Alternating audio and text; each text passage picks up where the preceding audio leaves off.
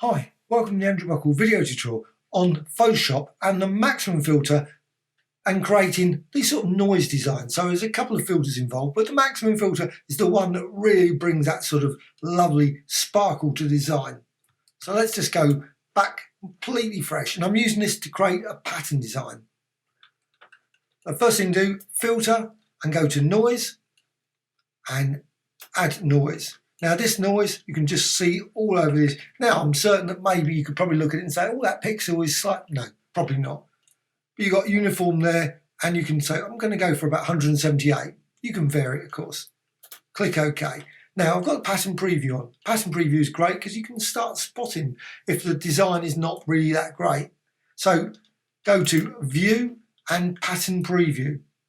So once you've done this, of course, you've created your design, you can always go to Edit and Define Pattern. You can also save it, of course, File and Save As, if you want to save it. Now, once you've got that, you can also go to Filter, and I'm just going to blur it slightly. I just like a little bit of blur. It's a bit intense, that thing, so I'll make it a bit more chunky there. Also, Image Autotune. You can always get a nice effect there.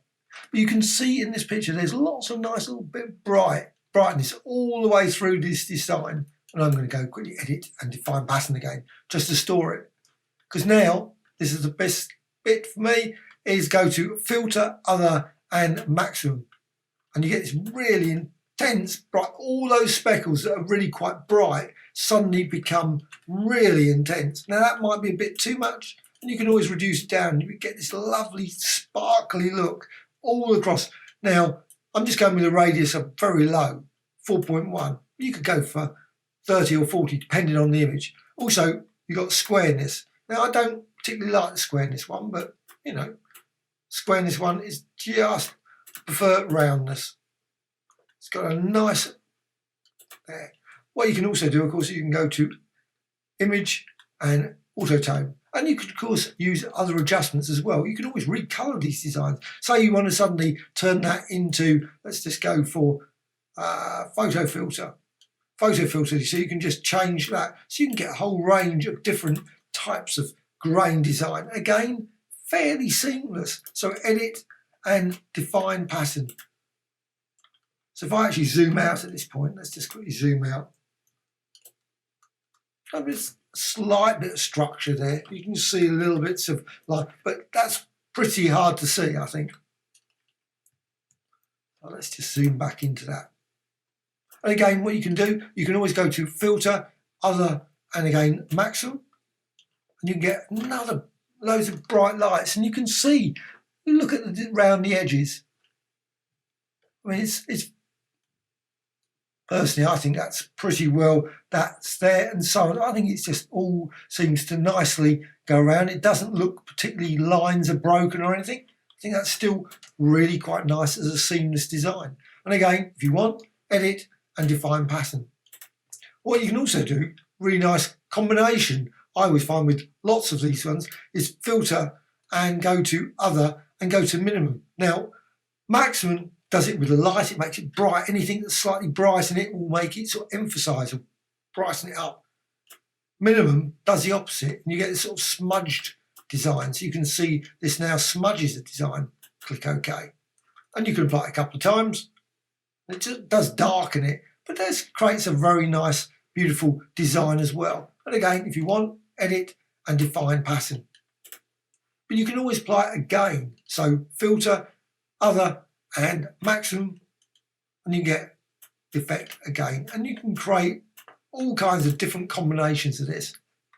Again, Auto Tone, if you want to just try it. And again, it's still, basically, it's a seamless design. So Edit and Define Pattern.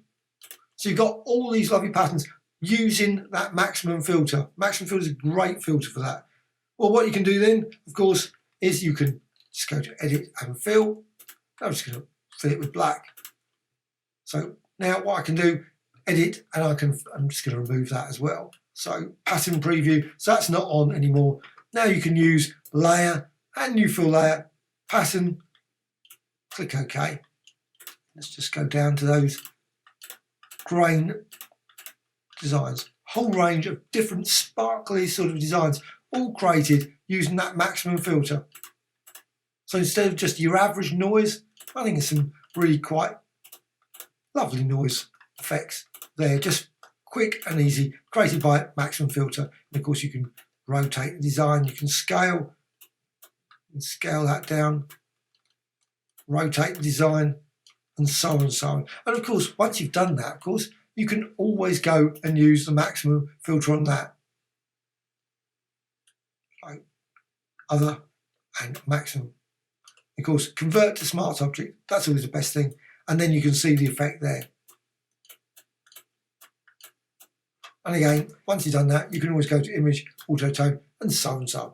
Whole loads of different things you can use with the maximum. And there's hundreds of other things with the maximum as well. You can use it with images, color channels, selections, and many more. So definitely one recommendation, maximum filter. It's a really quite useful tool. Fortunately, weirdly, tucked away in the other section.